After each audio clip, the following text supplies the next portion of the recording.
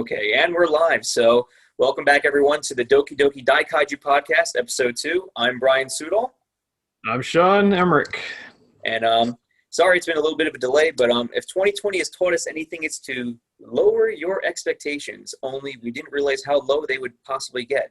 But anyway, guys, we got a lot of news for you today and some review of Godzilla and his animated forms. But Sean, anything new with you with collecting or Godzilla stuff?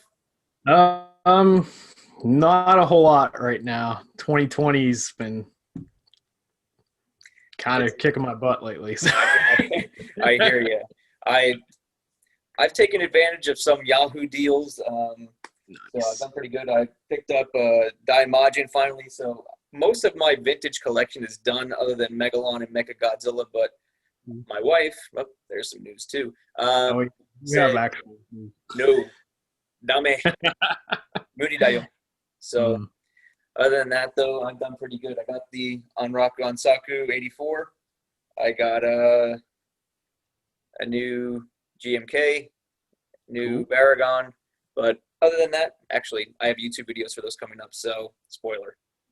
But anyway, the big news is this past week, November 3rd, was Godzilla's birthday. So, Sean, how old did he turn this year? 66, I think. Yes. So I think because that was 1954, so that was Showa Nijukyunen, so the 29th year of the Showa era. And they had an event. What event did they have? Godzilla Fest. So not G-Fest. This wasn't Chicago. That did not happen this year, understandably. But where was this held? Where was this held? Where's everything held in Japan? Somewhere. Seemed like it was a abandoned warehouse in Tokyo someplace. Somewhere probably in the Tokyo metropolitan area. I would think, yeah. But they set up a plastic table and that was it. But I know this happened last year. They did a Godzilla Fest event last year. It was actually physically, you went there and they had puppet show. They had maybe some panels. They had some exclusive merchandise at the stores. But I'm trying to think. They opened up a new store because they have one in Tokyo. The new one was Osaka, I think. Yeah, Osaka. So you have one in Kansai now. So they kind of covered the two biggest markets in Japan. But how much of the event coverage did you watch? I kind of faded in and out, to be honest. I watched like the Godzilla store stuff, and that was because there's, as of right now, we're recording this on Thursday, November 5th. It's around 8 o'clock at night, our time in Japan, and they've only uploaded 2 videos. They have the coverage from the Godzilla store, and they have the Yuji Sakai modeling, which was like a 9-hour video. I didn't watch. Yeah, I did see a little bit of that, but not much. Yeah, it was cool to see how he did like the skin and stuff. He did like the impressions, but I was trying to see if there was any actual news we could sink our teeth into, but I don't think there was. I don't know. I mean, how would you rate? I mean, I know going to an event in person is not the same as an online event, like a virtual event. But how would you rate this, though, like compared to, say, something in the States? Compared to something in the States? I would rate it pretty low. Yeah, it was kind of down. Yeah, for Godzilla, which is supposed to be like a major property, you couldn't tell. No, yeah, you couldn't tell at all. I can't really compare this to something like DC fandom or something because, the amount of money behind that would be significantly higher. But last weekend, there was a thing called Blumfest. And for people that don't know, Blumhouse is a production studio that makes like horror films, like The Conjuring and that sort of thing. Okay, they had a thing on YouTube, and it was about an hour and 40 minutes. And they had celebrity guests, they had directors there, they had actual news, and Blumfest, I think, did a far better job than Godzilla Fest. Now that you mention it, that I keep saying G-Fest. It's like it's kind of embedded in your brain. But Right. Godzilla Fest last year, they did have related guests. I know because they had like a GMK kind of reunion of sorts. I know Kaneko was there. You had forgetting his name off the top of my head, the suit actor who played the Godzilla in the movie. He also did Solid Snake in one of the Metal Gear Solid games. But yeah, I can't remember the name. then some of the special effects directors for the film too, because they were signing like postcards. But Yeah. then Unless there was something behind the paywall, because apparently you had to pay that like 4,000 yen to. that was another thing that some fans. I know me personally. I mean, I'm cheap. I mean, well, Yeah. I'm cheap in certain things, like Certain $30 for a shirt, $300 for a figure, no problem. Nah, But collectors are a rare breed. But I think, especially when you saw the content that we're getting on a main channel, or you see, like you mentioned, for example, this Blumfest. I mean, there was no paywall for that, correct? no, that was free. I mean, DC Fandom was free. that's crazy. And they had trailers for movies. They had all the celebrities there. Like it was I crazy. know. Well, Marvel. I mean, I know they usually held out a lot of their big stuff for Comic-Con, and they'd have their panels. But there was an online Comic-Con this year too, and I mean, it wasn't great, but it was better than this. I don't think there was a pay. There was, if I remember, there was pay options to like do private like Skype with the celebrities and stuff. Okay. Like if you wanted to get it'd be the equivalent of getting your picture taken if they were like active there. That's like wasn't Arnold Schwarzenegger doing like a virtual signing too, like a couple of months ago? Yeah, I mean a lot of people have done that. And if it's something like that, then yeah, I could see there being a pay option. But like for this, I think what's funny too is that they can try to set up paywalls, and they've done this too with UFC and a lot of other pay-per-views. Is people streamed it on Twitch, and it's like we got you. It's like so even if one person pays, like hundreds or thousands of other people can see it on like other venues. So it's kind of like I think Japan is one of the few places they could do a paywall, and people would maybe oblige by it. Do it, yeah, that's true. But because two things that I saw. That I didn't see, but I guess had to be held behind the paywall was there was supposed to be the Gojiban puppet show because they had one last year, and they mentioned one this year, and then there was the Toho Studio tour. Okay. So yeah, I didn't see either of those. Nothing has been uploaded to the official Godzilla channel yet on YouTube. So perhaps later this week, maybe there's a lot of video to edit, but possibly, or maybe a DVD of sorts, but I think just the general feeling, though, amongst a lot of fans, though, was just unfulfilled potential. Yeah, definitely. A lot of unfulfilled potential. But one thing I saw, too, that I got excited for, I mean, this would probably be a big topic of debate.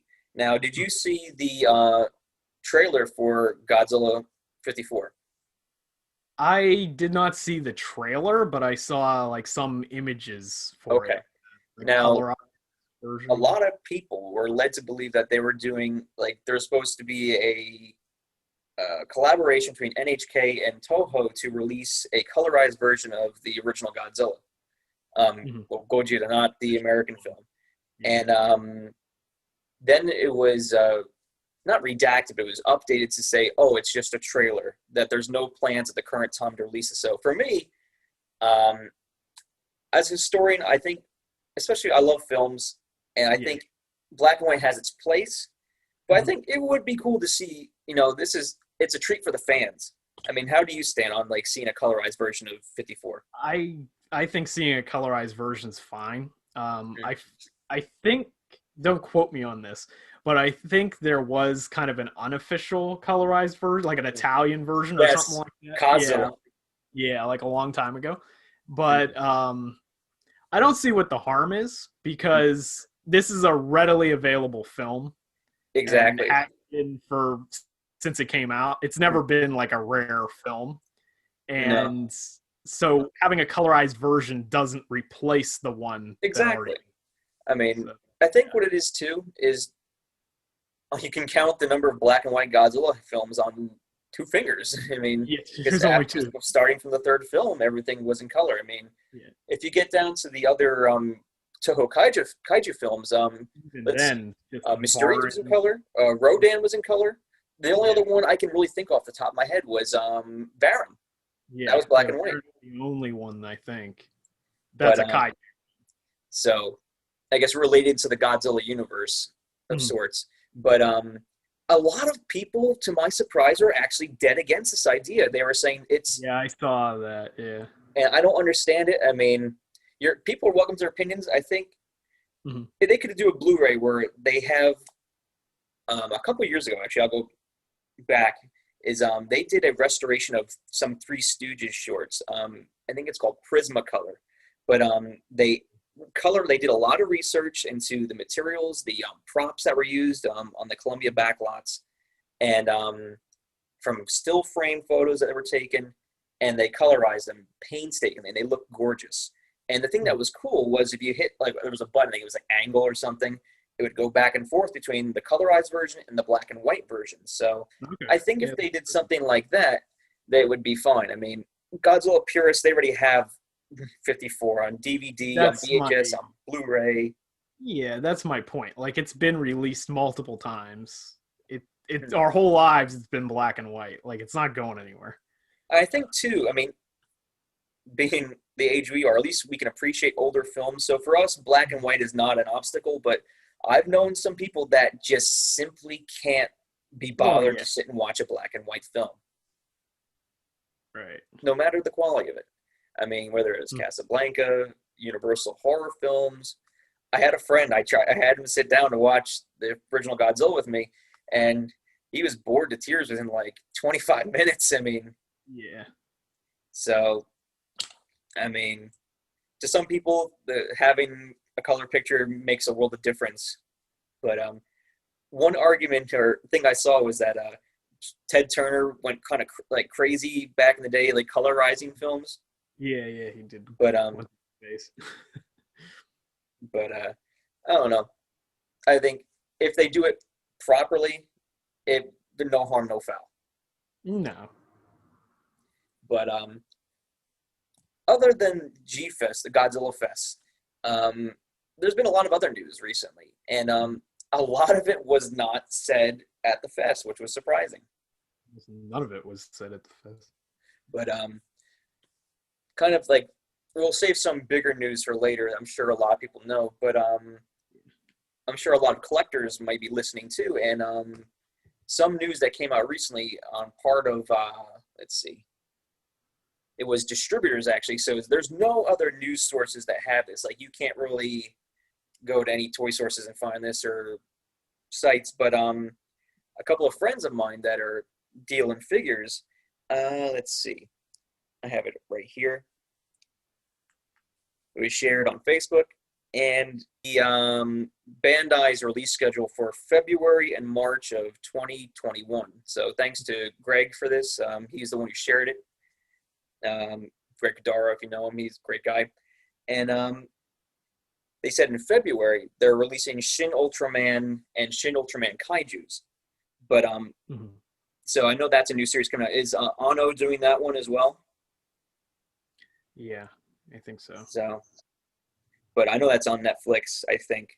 But March, though, is the really exciting one, I think, for a lot more fans, because it was said right here. I have it on my phone. Maybe it's hard to focus. But Kong 2021 is getting a Bandai figure. So previous to this, we've only had Playmate stuff. So if you want maybe a nicer figure, you'll get one. Gaios 1995. So we previously reach off screen for a second. Yeah. We got this lovely figure from Bandai this past year, the Heisei Gamera from 1995. But this was a standard figure. I mean, Bandai, to be quite honest, has kind of been slacking lately. Whether it was just re-releases or just the sculpt. Yeah, the sculpt. Yeah, but it's all been pretty poor lately. But that one came out of nowhere. Yeah, this one, I mean, for the price of like $20, I mean, and especially in a world now of SH Monster Arts, X Plus, and premium stuff like that, these are the toys you're happy to see on the shelf. I mean, Yeah. These are the ones the kids will want to play with, and they're cheap enough to where you don't have to worry about them. Mm. But they, like I said, they were doing Gaios, and then they're doing Mother Legion, 1996. So this is supposed to be a larger figure. I think the skew on it was a little higher, but so you have a continuation of the Gamera series. But what was also cool too is this is not like standard, but Gojiban, the puppet series. Oh yeah. Have you watched any of them or not? Briefly, but I'm aware of it. Yeah. They're doing. I'm not sure if they're going to do any more, but they're doing three. Sofubi, they're doing Godzilla-kun, which is like modeled after 64 Godzilla. They're doing Minya, and they're doing Little Godzilla. Right. So the characters are. I mean, I've watched the show, and I think for my Japanese level, it hits a sweet spot. I mean, it's. Of course, there's some vocabulary I'm not going to get, but a lot of it I do understand, and designs are pretty endearing. But so what did you think about the news about the figures coming out? Yeah, I'm pretty excited for the Kong for sure because I'm gonna see what they do with that, and Gauss and Mother Legion, yeah, because I mean, both of those figures have been made by Bandai, but back when the movie came out, and they're not the highest quality, and I think I think the Gauss was in. Yeah. The Gauss was in like a weird in-between scale, and the Legion was way undersized. Because Legion's a big kaiju. It's like one of the biggest kaiju that has ever been. It's bigger than Gamera, I think. Oh, yeah, it's way bigger. It's like Biollante size. It's huge. Because I just rewatched the films this past week. I mean, if Godzilla's birthday and I watch Gamera, I mean, I'm a traitor. But, I mean... To the credit, those films are really good, and we'll discuss them another time. But that'll be pretty cool though, because I think they were they soft vinyl, or were they like because they were like a harder shiny vinyl, I think, right? I feel like the Gauss was hard vinyl. The Legion might have been softer. I don't know. And then they also released figures for Gamera 3, and those were standard 6-inch. That I remember. As I remember Iris? There's I don't know about the Iris, yeah. Yeah, because I remember, was it Gamera with like the flaming fist? Yeah. But, I think that might have been a theater exclusive or something. And I think you're right. They had one that had the normal non-flaming fist. And they made a 6-inch Iris, whatever you want to call it, and Hyper Gauss, which is like a smaller gray one. Okay. That was like a normal figure. So yeah, I'm kind of curious to see how the new older Gauss fits in with the Hyper version that they made. It should be interesting. I mean, at least it will shake up the market a little bit because, I mean, like we said, until like Shin came out and then King of the Monsters, Bandai was kind of dead in the water. I mean, other than the movie Monster series, I should say. Right. But that's another thing is what figures were they showing at Godzilla Fest? It seemed like a tease. Oh yeah. They kept showing they had a couple of different versions of Kiryu, which have been done numerous times. Yeah, they had the heavy paint version. They did a Shin like that too, but I know a lot of people in the chat were saying, is this figure coming out? And it's just yeah. But I mean, they had figures that actually are coming out, and then they just randomly had a Jet Jaguar figure lying there. I think that had a lot of people probably mad because it's actually an expensive figure for. It's one of the more rare. Bandai. It was the last one the last new figure to come out in the series until Shin Godzilla, or actually, I tell a lie. Godzilla 2014, because Godzilla 2014 and the Muto. Right. That had the Muto and it had a Godzilla figure as well. But they never made the female Muto, which is the actual main kaiju, which I don't know why they never bothered with that. I don't know. Maybe it wasn't too popular, but it's actually a harder figure to track down. I mean, I've been looking on Yahoo and just trying to get one with a tag it's a headache. But I don't need very many. because I know basically, like, going back to the Godzilla Fest, was it felt like a QVC program. Like, the store was just hawking all its wares. Yeah, Like, basically. Because they had what? They had drinking glasses. They showed off some new shirts. Yeah. And Were any of those shirts on sale, though? Or were they just wearing them? I mean, they showed a trailer for Godzilla. No plans to come out. I mean, they're wearing Yeah, shirts. that doesn't make any sense either. Yeah, it seems like a lot of stuff that, yeah, like we said, wasted potential. Like a lot of stuff that didn't go anywhere. And I mean, I get some companies will just do things to generate interest or say, okay, put feelers out.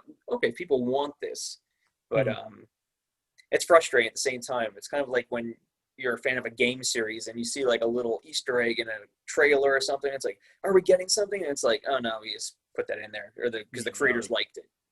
Anybody who's a fan of like Silent Hill or any Konami property knows about that. or if you're a fan of like the Mother series and like by Nintendo, it's a cool joke. Yeah. But let's see too. So from Bandai, but we were just talking too about other figures. So at this point too, for Godzilla vs. Kong, I was actually really excited to hear about the new Bandai Kong because I have the 2019 Godzilla. From what I'm led to believe, we're not going to get a retagged version of, or we're not going to get a redesigned Godzilla for the movie coming out. But because prior to this, though, the only merch was Playmates. Yeah. Now, like, what stuff did you see that came out that by Playmates that actually impressed you? That impressed me. I'm trying to be charitable. Yeah, by Playmate standards, I really didn't think the Kong was that bad. No, it looked okay. Yeah, the Kong seemed okay. The Skullcrawler seemed okay. That's a unique figure because like they've never released one. I think a lot of people wanted one. Yeah, the only Skullcrawler figure that exists besides that is the really cheap one that came out when the movie came out. It was just like a Walmart exclusive, and I don't even think it has articulation. It's just a brick. Yeah, the only thing that's a little bothering is like you see like the pegs like from the shoulders and stuff. So I guess if you're, I mean, it's posable, but it's a toy. It's not like. Yeah, I mean, it's sort of like the Jurassic Park dinosaurs. They even have battle damage and everything. Yeah. So. Well, funny you should say that too, because I was looking, and I was afraid of this because with COVID and all this stuff going on, the movie being delayed, and they rushed to get these toys out, and I said these things they're probably they're gonna hit clearance before this movie comes out, and on Facebook, per somebody in the Godzilla group. This is a King Kong figure with battle damage and an axe, $5. I mean, and it's not. It's that's legit. One of the better figures too. Yeah, it's legit because the yellow tag itself actually reads GVK Kong with axe, so it's not like it was taken from an iPad like case and stuck on there and it was like grainy. I mean, there's no receipt, but the sticker leads me enough to believe and everything. And that's just sad. But kind of going off that too, because like, what other figures did Playmates do? I mean, was there anything original, or is it just like remakes? There was a lot of weird rehashed figures that were almost bootleg quality, and we weren't quite sure what was going on with those. I know I saw some kind of mecha god. Was it Kiryu? They did a large Kiryu and like a Final Wars Godzilla. Yeah, and they were supposed to release figures for the movie that didn't come out. There's another kaiju. It's almost like a winged cobra looking thing. That's right. I forget the name of it, but because everyone's kind of been like saying, when's this figure coming out? Is it? And they're like, oh, it's not out yet.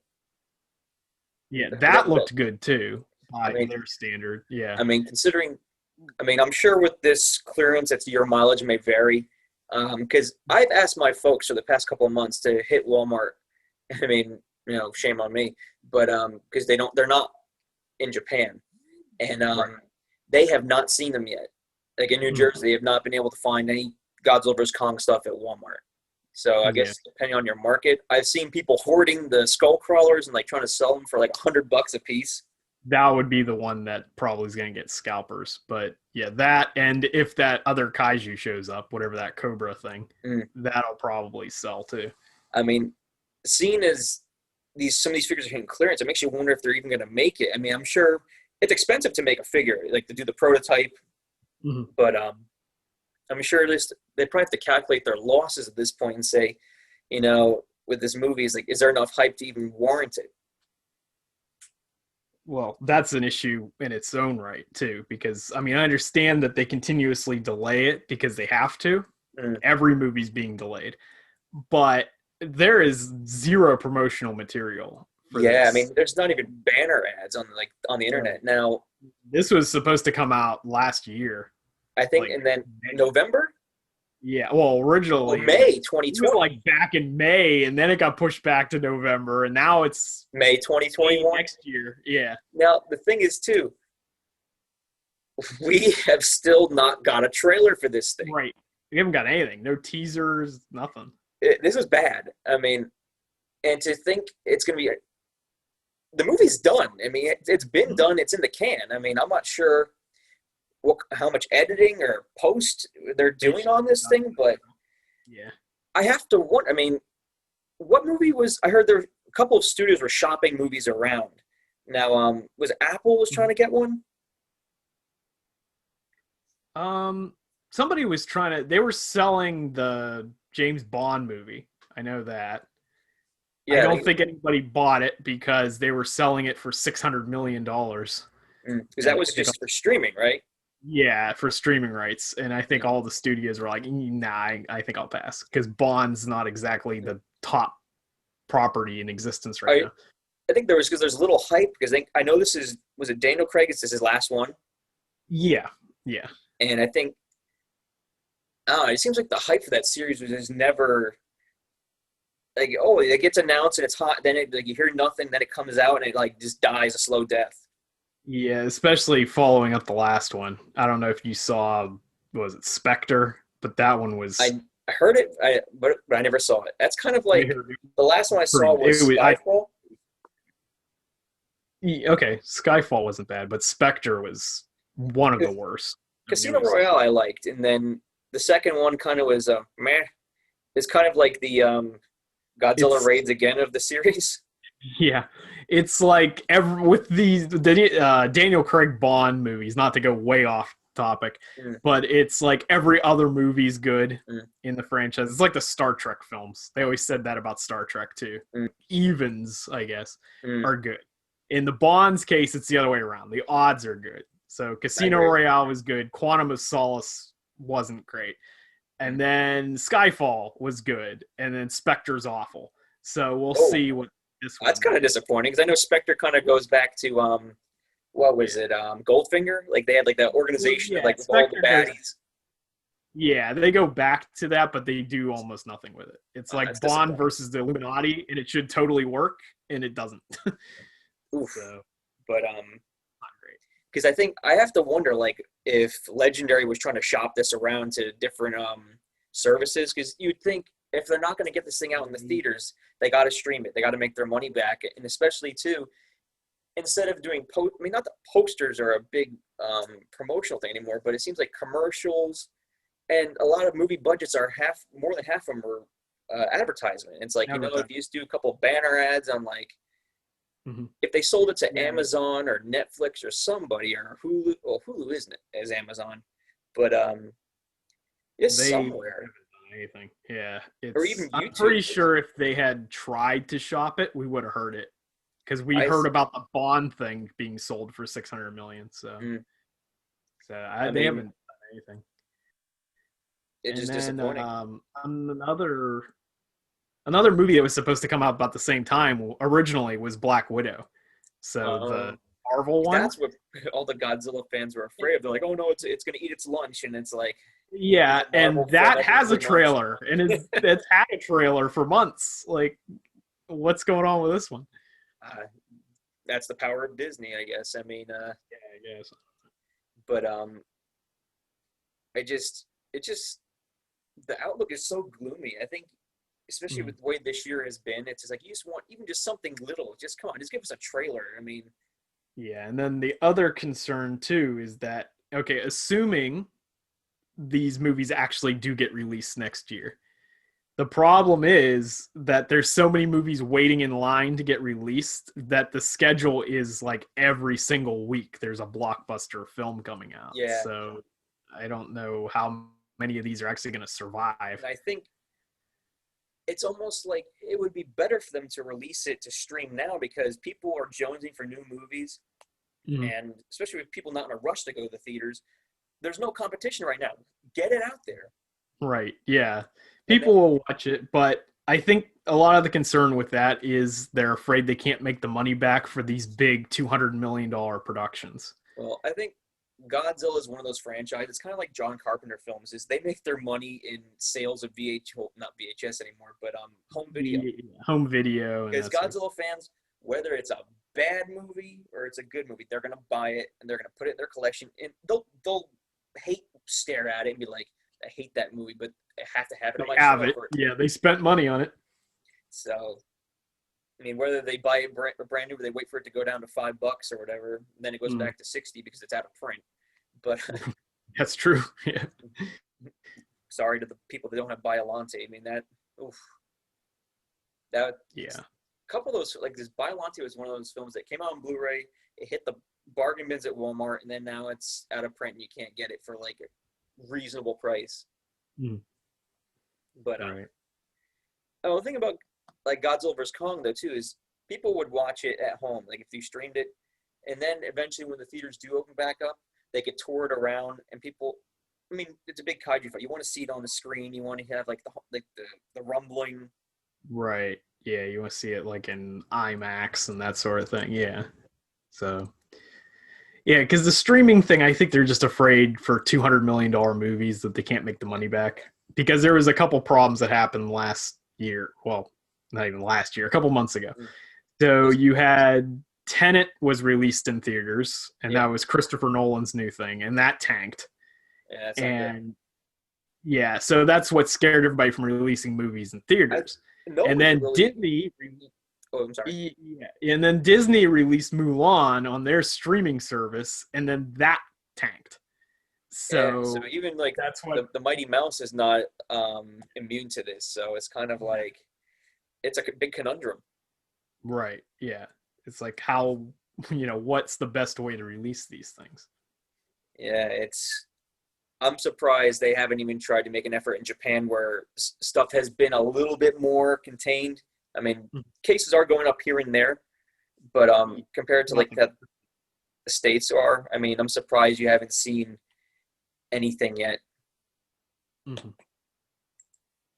But let's see.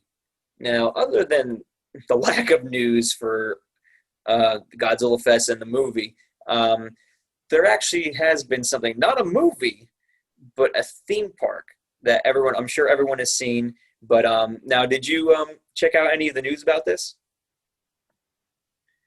I've seen a little bit of news on it, but I didn't know all the details. Okay. Yeah, so recently, shared screen, let's see, world's first Godzilla theme park, let me move the window over, opens on Awaji Island. Now, let's see. Let me use my fancy Google machine right here. And let's find where Awaji Island is. For those who don't know, obviously it's an island, so. Awaji. Hyogo Prefecture. So, Hyogo Prefecture is in the Kansai region, and that's where Kobe is. And great area. I highly recommend it. And another famous place, I mean, if you're going to go there in that region of Hyogo, go to Himeji Castle. It's one of the most famous landmarks in Japan. It's impressive. But going back to Godzilla stuff, though, in conjunction with Toho, they opened up a theme park. And I'm sure, what did that guy do that made us laugh? We were watching on the stream. The guy, yeah, he had like, I don't know what that Shin Godzilla thing was he was using. It looked like a puppet, but it was like the head. Yeah, I think it was a model of this. Yeah. And he took some other figure. I think he took another Shin Godzilla and was like showing it go into its mouth. He had to keep repeatedly showing how a zip line works. It was like, this is grade A talento. yes. But yeah, they have the zip line. You can zip line into Shin Godzilla's mouth, and it's 162 meters. My metric is kind of rusty because I grew up in America. But let's see. That's like Wait, so in addition to the giant Godzilla and zipline, there's a shooting attraction in which you destroy Godzilla's cells spreading from the inactive Godzilla. Okay. Large-scale dioramas from the movies. Locations such as Tokyo Station, Otemachi, and Roppongi. This is one thing that's cool, though. They have the suits. I mean, not to put a hamper on the other stuff, but they have suits used by the actors, including Mothra and Mechagodzilla. I mean, they show... Okay. Let's see, if we go back to the top, they have like Kiryu Goji, Kiryu. This is from Tokyo SOS. Mm-hmm. So they have kind of a cool looking, and that's Atragon right there over to the right. Or like, isn't that from Final Wars? Yeah, probably. Okay. That's the last time it's been used, so I would assume. Mm. Then, let's see. Anything else? Model of Shin Godzilla. There's a restaurant there too. They'll serve Godzilla dishes. That's another thing they're trying to like do the hard sell on during the Godzilla Fest. They had like cakes and they had like beverages and other stuff. It's kind of like they were doing. It was like Godzilla QVC, basically. Yeah. But let's see too. Tickets which include the zip line and museum are Sanzen Happyaku, so roughly between $35 and $38 for adults, and Nisen Nihyaku, so $20 to $22 for kids. So it's 1 hour from Osaka by bus or train, and that's pretty cool though. I mean, this has been pretty hyped in regards to Godzilla news, but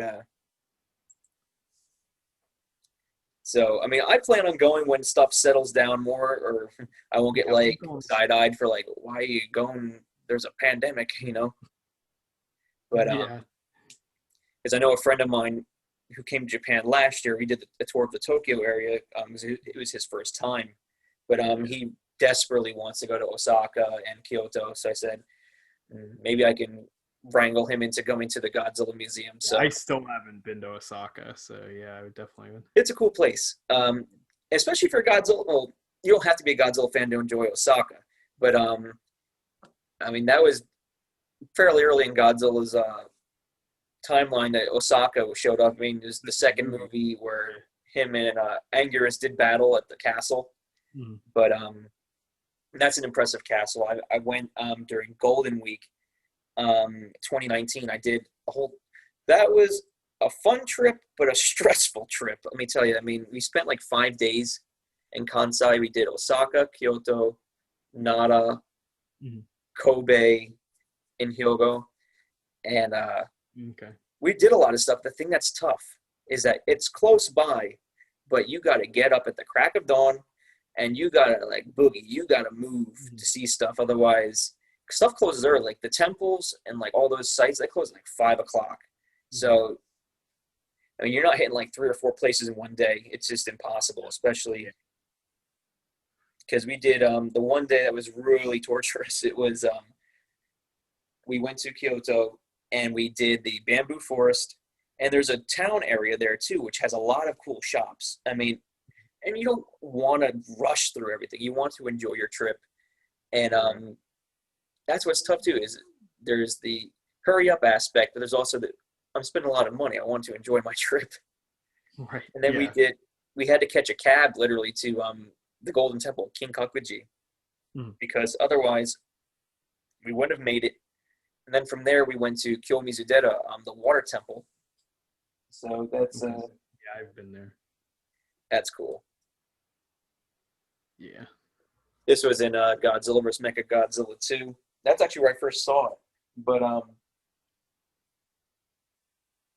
the thing I was disappointing, and I'm sure I'm not sure if it's finished or not, but it was under construction because they were trying to fix up a lot of stuff for the 2020 Olympics.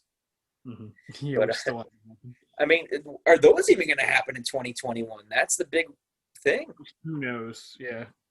I mean, that's oof. I mean, I can't imagine all the millions, like probably close to over 100 millions, spent on like stadiums and stuff, trying to get I mean, stuff it'll ready. happen eventually, but I don't know if it'll happen in 2021. Ugh. And you got to wonder too, are other countries that are slated to host the Olympics in the future? I'm sure they didn't quit building stuff. I'm sure like China, because Beijing is hosting the next one, right? Um, I'm not sure who has the next one, Because but 2022 would be the Winter Olympics. That I'm not sure where that's being hosted, but I know Beijing is supposed to host either the next or the one after that Summer Olympics, and they're using I think some of the same venues, but it's like I'm sure other venues are probably gonna be like, hey, we have all this money tied up too. It's like so they're getting antsy. right. Yeah. Well, the other thing too. Yeah, Beijing is 2022, I guess. Okay, well that would be 2024 then. Well, it's the Winter Olympics. Oh, they're doing the winter one. Okay, They're doing the winter. Yeah, because I think Beijing did the Summer Olympics the in last time 2008. they had it. Yeah. Okay, yeah, that would be kind But of strange. It seems like like my question though is like if the Olympics keep getting delayed, are you going to have a 2022 one or is it going to just throw the whole cycle off? I don't know. Like that's It's, the other thing too, because you have it's a 2021 Olympics and then a 2022, or are you gonna have like it get pushed back, or if the Summer Olympics don't happen until 2022, what happens? I mean, are they just going to give out a lot of congressional gold medals? I guess at this point, it's like you didn't get to go, but Yeah, here's your participation medal for participation medal, yeah, victim of circumstance gold medal. right, yeah, But because at some point they're just gonna have to write it off, I guess. oof, I don't know what they're gonna do. I hate to be the one to have to do that. But Yeah, so let's kind of jump into another topic here. We talked about it previously, the Anime Trilogy. Now, what were your thoughts on it? For those who might not be familiar, the Godzilla Netflix Anime Trilogy, Monster Planet, City on the Edge of Battle, and Planet Eater. So, what were your thoughts? well, considering the only one I really remember is the first one, um, I think there were potential, like, there was potential. There was some good ideas, Mhm. but they weren't executed well at all. True. And was not a fan of the animation style. Didn't really care for any of the characters, and the complete total lack of kaiju was also a massive problem for an animated film. Like, Yeah, that doesn't make any sense. you pretty much hit the nail on the head there. That was my thoughts exactly. Now, I'm trying to think because like when they made the figures, like when Bandai did the figures, they had of course like Planet like the Earth Godzilla, but they also did what was that monster called the Severum or something like that? Like those Yeah, flying something like monsters, that. They look like dragons. Yeah. just like nondescript. So yeah, it's just nondescript, weird gray dragons. Because I think what was tough too is when you look at the poster for the first movie, I mean, it looks animated, but when you see the movie, it's that computer style, and it almost like I tuned right out. It was just like it's so unappealing. Yeah. Yeah, it's very like ugly. And like a lot of styles are done, like a lot of animes are done like that now, and it just I Mhm. don't know. I mean, I grew up watching like I'm sure you did too. It's like DBZ or the original Dragon Ball. It's like that, or Of course. Lupin the Third, or Yeah. and to go into more like the Disney or arts, like the Ghibli films. It's like Mhm. you look at this and it's like you kind of grimace. Yeah, But that's a whole nother level. Yeah. now, because I remember I watched the first one, and I remember the first few minutes like with the elders going towards like was it the planet, and he's like, no, don't send them, and then they just kind of burn up in the atmosphere, and it's just like I don't know. Yeah, it was. I liked the setting. Like, I thought it was cool that they had like a futuristic Godzilla movie, something we've never really seen. Yeah, I think too, because like you don't really see a lot of space. Like the only Yeah. other time they mention space is like unless an alien is coming down. Was Right. was it Monster Zero? Yeah, Monster Zero is the only time Godzilla's been in space, I think. Because I always, shame on me, I get confused between the two. I know there's Ogija 300 Monster is the first one, Yeah. and then was it Monster Zero is the one where they go to space in '65? Yeah, Monster Zero is the one they go to space, yeah. Okay, but then the second one, I think I sat down with a friend and tried to watch that one, and we were just like, "What is this?" just Yeah. I think as I was like, I rewatched it again, and I had to read it too just to kind of follow along. Mhm. And the sad part is like they hyped up Mecha Godzilla, and you Yeah. don't really get Mecha Godzilla. No, you get a city. And it's kind of this like, what's the word too? Like the metal that infects people. Oh yeah, it's like nanobots or something like With that. like It stealing was from Metal Gear Solid, it's like nano yeah. machines, you know. Mhm. But yeah, that was another snooze fest. And then the last one, you had the you make me laugh when how you describe Ghidorah in the third movie. Yeah, I was trying to. How did I describe Ghidorah in the Was third it movie? interplanetary? Like was it like interplanetary, like interdimensional? I can't even Like remember what I said. was it like interdimensional space noodle or something? Something like yeah, it was real weird. Like Because the style for it was strange. he didn't have three heads. It was like that one like long. Yeah, he's got this weird yeah, and the Bondi figure is ridiculous. Like Because it looks like a banana. it looks like you ask a 3-year-old to draw Ghidorah, and it's like meh, Yeah, yeah, it's lazy. very lazy. Yeah, But actually, most of the Bondi releases lately have been lazy, but I think we oh, mentioned that. and it's like I think because the thing that was funny was like the whole arc of this anime trilogy is that the character was it Haruo? I guess maybe it's a throwback to this Nakajima, the suit actor, but Yeah, popular name too. But his parents were killed by Godzilla on Earth, yeah, and the whole bunch of people they leave Earth, and then Godzilla takes over the planet, and then when they come back, it's like 20,000 years later. And yeah, and that's another problem too. The backstory is far more interesting than the story we get. because that's the thing too, they came There's out with novels. yeah, there's a novel for it, and Like, there's like every kaiju ever is in this novel, and we don't see any of it. yeah, that's disappointing. It's like, Yeah. especially I think because they mention a lot of Showa monsters, and I think it's funny because everyone is kind of like sick and tired of like when it comes to figures or media, it's like, okay, we're getting too many of the Heisei monsters with the SH monster arts, or Right. it's like it's always Mecha Godzilla, Ghidorah, Mothra. It's like give us something off the back wall. Yeah. But I think what it was too is and I actually didn't remember this until I rewatched it, but they only killed like the little Godzilla at the end of the first movie, and then the real Godzilla was like grew to 300 meters tall or something. Yeah, that was ridiculous. And then like was it Metphys, like that alien dude who like says, "Oh, if you let the Mecha Godzilla absorb you or something, you can defeat Godzilla." And like the character Haru was like, "No, I want my humanity, man." It's like so. It's a weird series of movies. And by the third one, then spoiler alert, he has Godzilla kill him. Yeah. Like he just kind of lets himself get destroyed because he was, I think, infected by the nano metal or whatever, and so it allows him his like progeny with I guess the allusions to the Mothra twins to live on or like have a peaceful society. But they're like some kind of weird insect people because they have antennas.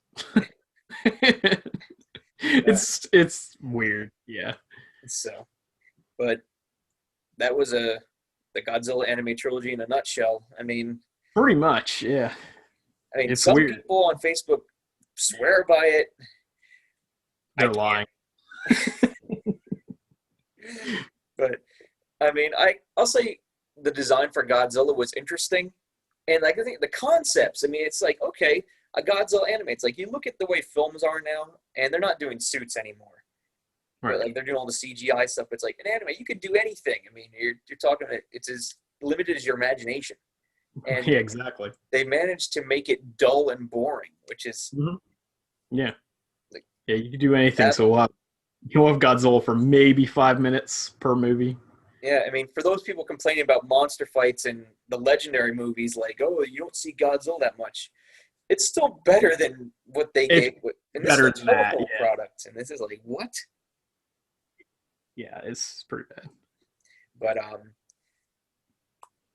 I've actually been watching something I'll talk about in a future episode with Godzilla.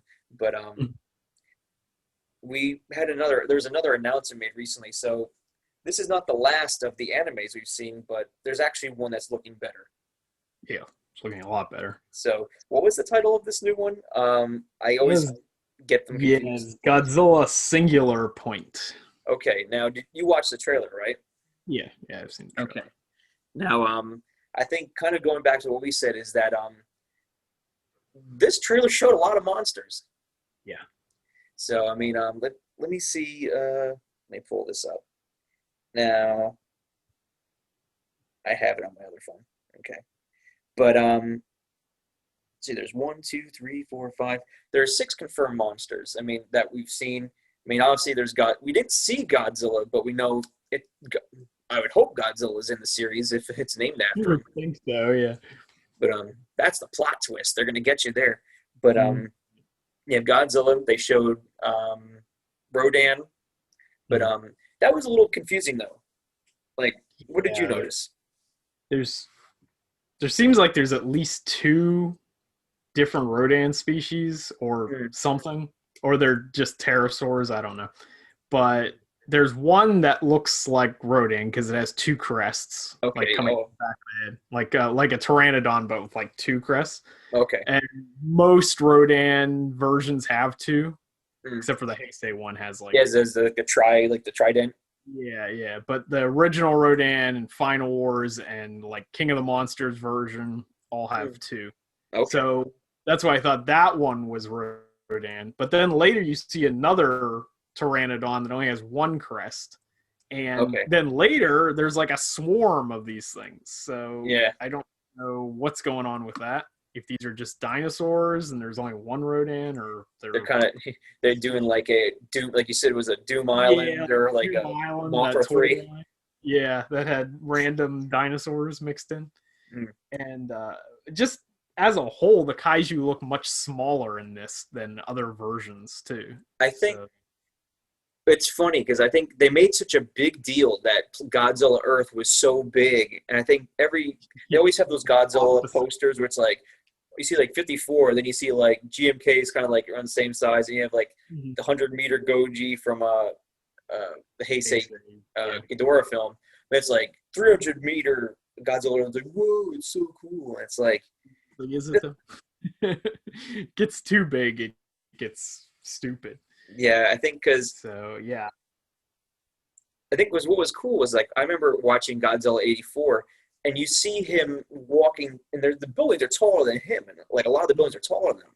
And you see his reflection in the windows, and it's pretty cool. There's a lot more action. I think you can, like monsters can hide behind buildings. It's not just like stomp.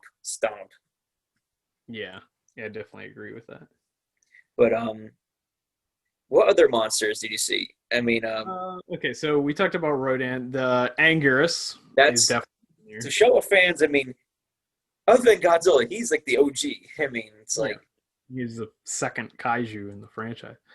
But so we have an Anguirus, and the design's really cool. I think too about those that when you think, I mean, obviously Mothra is very important, but in terms of like traditional like show of monsters, Godzilla, Rodan, Anguirus, like those are like those solid like foundation of the series. And sadly, they've been really neglected. Yeah, Rodan's the only one that ever shows up, and he's compared to Mothra, you still don't see Rodan nearly as much. But Anguirus, I mean, we've seen him obviously Godzilla Raids Again. He was in Destroy All Monsters. Gigan. Gigan. And then he was in he got killed in Mecha Godzilla.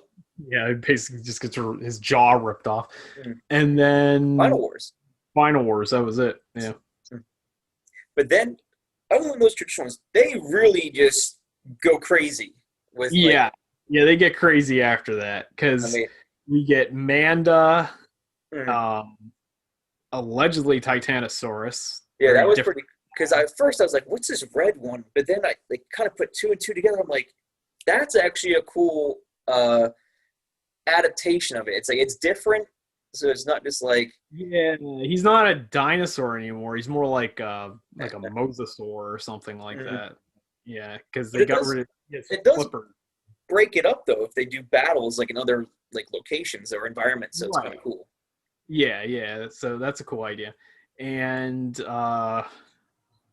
Gabra. That was like the biggest like what like because he did show up in the anime series books, which to a lot of people's like shock. But I think people are like, "My same thing is that really who I think it is?" Yeah. But it almost looks like a cross between Gabra and Baragon. It just doesn't have the ears. But I think the skin though, it was green and it was kind of like pimply. Yeah. So you could tell. Yeah, it's definitely Gabra, but it's a different take. Yeah. And then of course Jet Jaguar shows up. I marked out when I saw Jet Jaguar. I mean, I was watching, I was going, "Oh, cool." That was just like I was just like, "Are you?" It was just one of those monsters. I think the first time I saw Godzilla vs. Megalon, I was like, "What is this robot doing in this movie?" But then it's over the years, I was like, "It's so goofy. I love it." Kind of like Gabra too, like with Godzilla's Revenge. It's just one of those films. I mean, no, you can't compare it to 54. It's a totally different thing.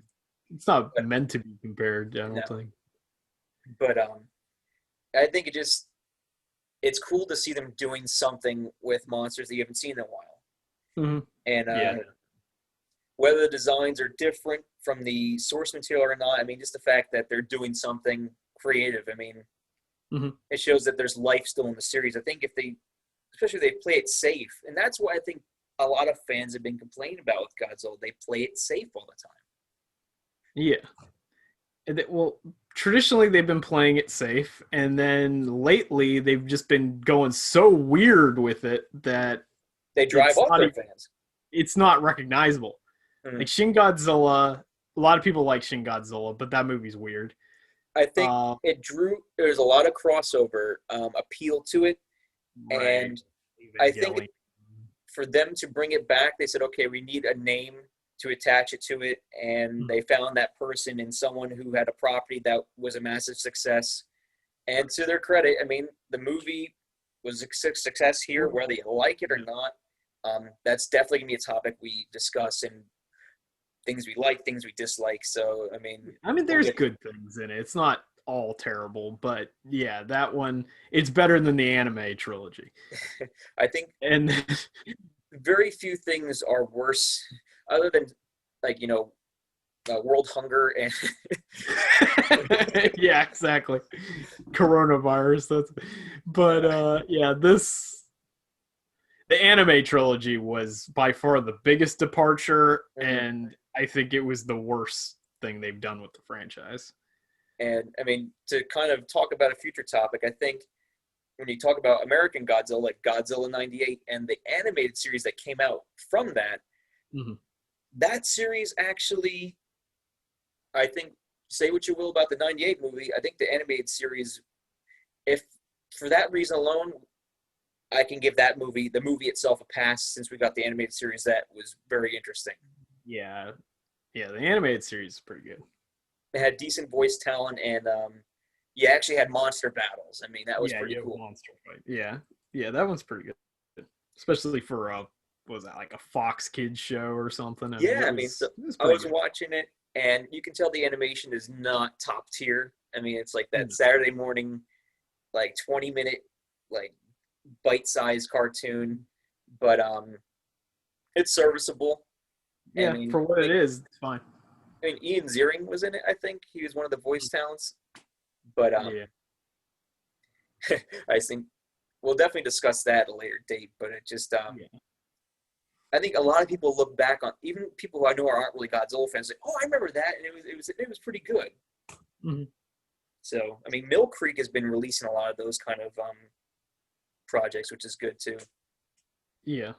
Yeah, they released they did all the Gamera movies at one point too. Yeah, I watched the Blu-ray trilogy. They also, I think, Daimajin too. They put out. Okay. No, I'm not 100%, but they did Yeah. Ultraman stuff too. Mm. Though I cannot claim any knowledge on the quality compared to other releases. I know some fans will probably be like, "Those are horrible," or they say, "Oh yeah, they're really good." I mean, they're cheap, readily available versions. If for any other reason, I mean, yeah, they're accessible. Yeah. But so probably, I mean, I've seen just about all the Godzilla films, and that's why I've been digging into all these other ones recently, just to kind of what else is available. So I think Ultraman is probably the next one I'll get into. I mean, hopefully I don't need another shelf for. You can find those everywhere. So there's. Yeah, that's one thing. Since moving to Japan, is people say, "Oh, there's probably Godzilla stuff all over the place." Not really. It's mostly Ultraman. Yeah, I mean, you trip over Ultraman stuff. I mean, a lot of the Bandai stuff you'll see, but even with vintage stuff, I mean, you go to stores, you'll see a few Ultraman like kaiju or like the mini Bullmark figures. But the Godzilla stuff is really a challenge unless it's kind of like the eBay effect. On eBay, you can find whatever you're looking for. Like Yahoo is the same way with certain figures, like Godzilla stuff. But if you go out like looking for it, unless you hit on a hot spot, you ain't finding it. Yeah, you also got to think how many of them are actually already been bought and they're on the eBay or they're in collectors in America or other countries or something like that too. Yeah. Because you almost see more Godzilla stuff at like comic conventions in America than you do in stores here. Yeah, I think there's really no conventions here. I mean, yeah, this Godzilla Fest, from what I've heard, I haven't personally been, so I can't really lend any credence to this if it's true or not. But the Wonder Fest and the Super Fest conventions that happen in Kanagawa every year, like in Chiba Prefecture, I think it's Chiba or one of those regions there near Tokyo. But it's they have new stuff like M1 and other companies will they go have there exclusive figures that you can only get. But supposedly too, there will be dealers with vintage stuff too to fill out the rest of the tables. So I'm not sure if like a large collection of stuff really trades hands there. But the only stores I've really seen, I mean, I'll go into like I've been with you to like some of these like Eurosias or whatever, and you'll find one or two, Yeah. But like, have you been to Mandarake in Tokyo? Yeah. Yeah, the new one near Akihabara Station. It's like Koku, or it's like Cocoo, and they have a huge collection. I mean, a lot of Ultraman stuff, but there's also a decent amount of Godzilla stuff. I mean, you're gonna pay for it though. It's Mandarake. It's one of those weird things. You'll find some stuff that's priced really good, and some stuff that's so far over the range. You're like, yeah, you get that a lot here. But that's like I picked up. What was it? The Bullmark Large Jet Jaguar. I got this on Yahoo. I saw one at Mandarake. It was like $600. I'm like, my girlfriend, or at the time girlfriend, was looking. She's like, "No, you're not getting it." Crazy, yeah. So, but I saw this one a couple months later on Yahoo, and I mean, it was $200. I mean, yeah, you have paintware here, but this is one of those things that probably won't be leaving the collection. So if I touch it up, but yeah, they never re-released this one to my knowledge. So there was one that sold this past week with really beautiful paint, that was $750, and no, no. Yeah. Not gonna happen. But I like collecting the misfit toys. You know, you find the ones that have the broken horns, and you fix them and you paint them, and for cheap. Right. But now is there any other than the Bandai toys that we just mentioned? Is there anything else on your radar, or? Probably just those Deforials or Deforials or whatever they are. There's a few more of those coming out. I don't know when they're getting released, but I know you showed me a picture like a while back. There was Varin coming out and some other stuff for That's that. right. I almost forgot about that. Yeah, so I don't know what the release dates for that were. The only thing I gotta wonder though is that X Plus, obviously they're sculpted here, but they're made in China, right?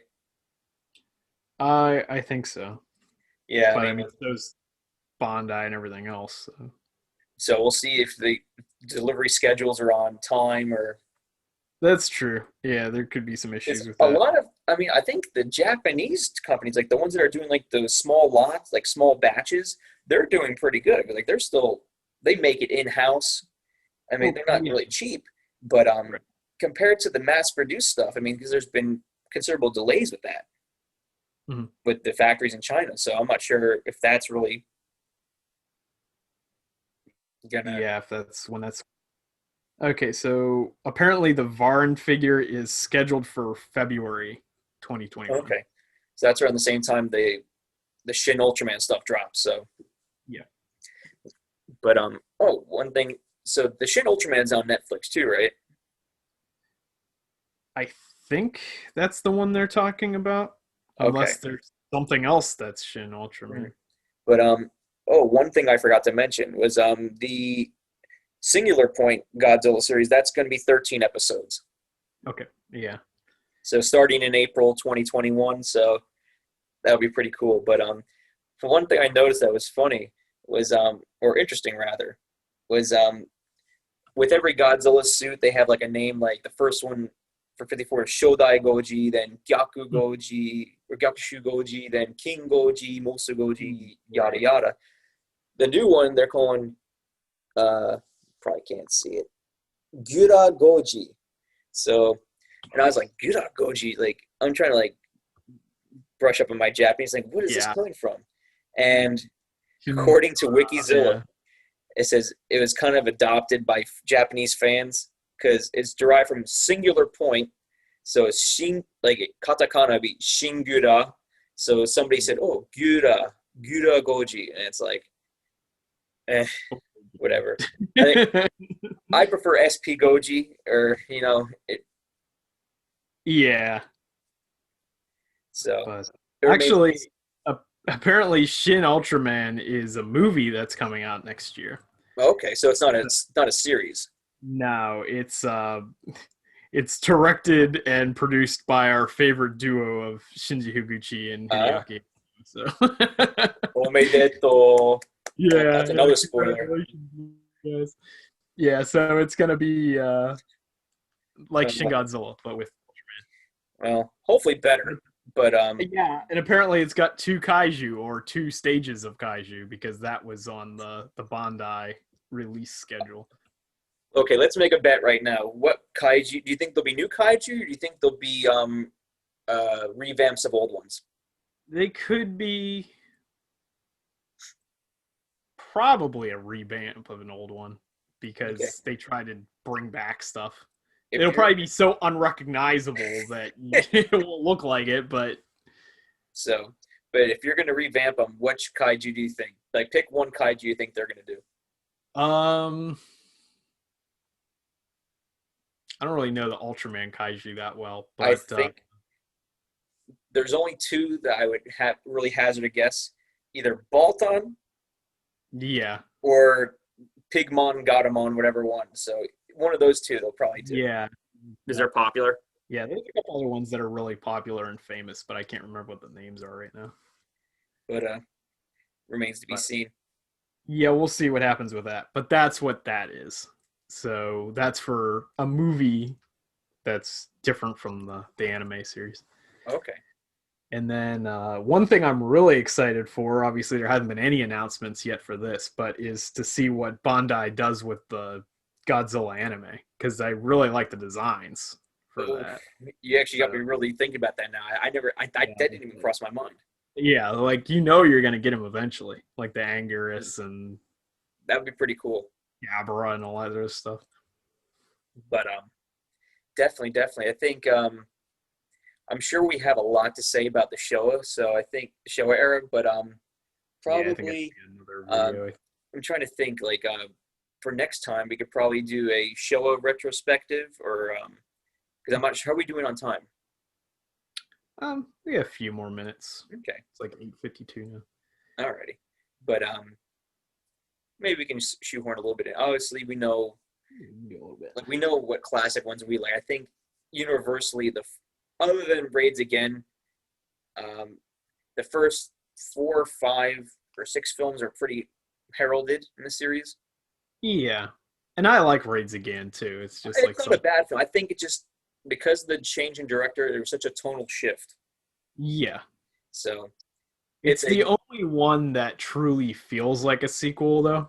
I mean, there's a tonal shift, but they do bring back like some of the characters and they reference it directly. yeah. Whereas like none of the other movies until 85 and Destroya And then the actually. Millennium series was rebooted every time. Yeah, that too. But the Destroya is probably the closest thing to like a true sequel there is to it, I guess. Mm. But Godzilla Raids Again has that element to it. Mm. And I think, like for me, King Kong vs. Godzilla was my first film, and it'll always hold that appeal to me. Yeah. So that was when I think of Godzilla, I think of King Goji, like that Yeah. suit. I don't remember what my first. It was either that or Gigon. Okay. Yeah, those two always. I think, and there's definitely what's funny is I think because less and less, maybe I'm speaking for people and I shouldn't, but I think the suit quality it takes a nosedive after like 66. Yeah, I would agree. In certain cases, some of the 70s ones, like the later 70s ones, like I really like Titanosaurus. I think that was a really cool suit. Not the character. I mean, like the Godzilla himself suits. The Godzilla themselves. I don't know the late 70s ones. I always like. I liked the one in Mechagodzilla and okay, like Megaro Goji. Yeah. Okay. I think the one that's in the Megalon movie's not as good, but that design they tweak it a little bit. Oh, the Cookie Monster Godzilla they call him, I think. Yeah. The one in Megalon I think's like subpar, but they tweak it a bit, and then you get the one that's in the Mechagodzilla movies. Okay. And I thought that one was cool. It does kind of like a dip, like arc, because I think really because 66 with Ebra, that was an okay suit. That one's alright. Son of Godzilla. Son of Godzilla's terrible. Yeah. That suit's weird. Then Destroy All Monsters wasn't horrible, but he had that shortened face. And then they used same that. That suit was kind of used until Gigan, right? Like those couple movies. Yeah, the same suit. Yeah. But I just never really liked that suit. But Mosu Goji is always a classic. Yeah. Too. That's probably one of the most well-known designs. Yeah, I think recognizable.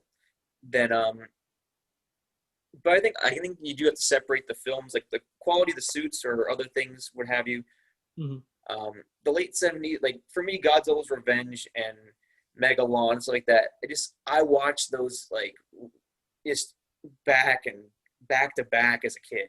It's like I had nothing else to do. I just watched those couple films and it just those ones are kind of the odd ones out, but yeah, they do have their charm to them. And that's like what it was funny when we were watching the Anime Trilogy. Me and my friend Mike, we were watching it, and like I said to him, like halfway through, "This is terrible. Like let's just watch something else." And I said, "Did you ever see Godzilla's Revenge?" He's like, "No, what's that?" I'm like, "You are going to find out today, my friend." And we were watching. We just like, we're cracking up, and so it was, no, it's not. You can't compare it to the first Godzilla film or what have you.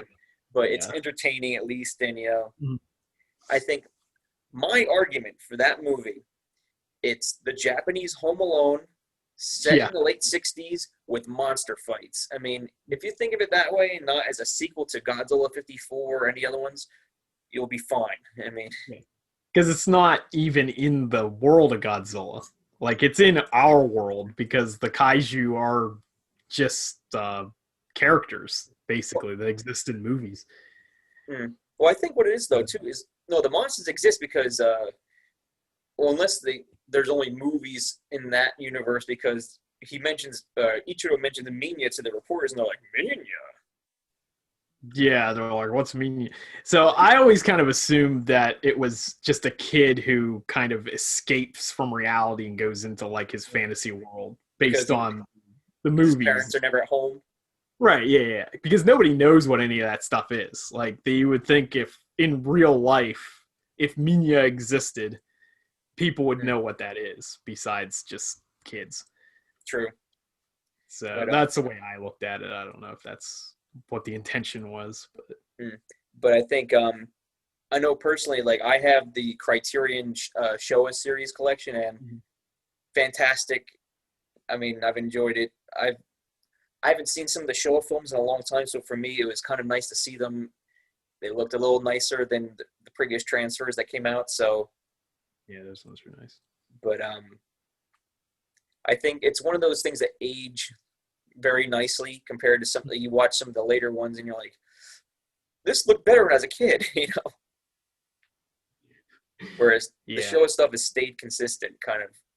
Showa stuff is always good. I always loved the Heisei series. And that was good too. I like the Showa series, but even though I think my personal favorite might be the Heisei series, I still, whenever I watch through the Showa movies, I always feel a little bit sad at the end of Terror of Mechagodzilla, because it's like the end of an era, and as he just goes off into the ocean or whatever, you know that era is gone and it's never coming back. Yeah. So, like, there's something to that. Yeah. True. And wasn't that Honda's last one? Yeah. Yeah, because that's why that one feels a bit more like the 60s Godzilla end of an era. Yeah, like it feels like classic Godzilla, because that was the last one that Ishiro Honda made. Definitely.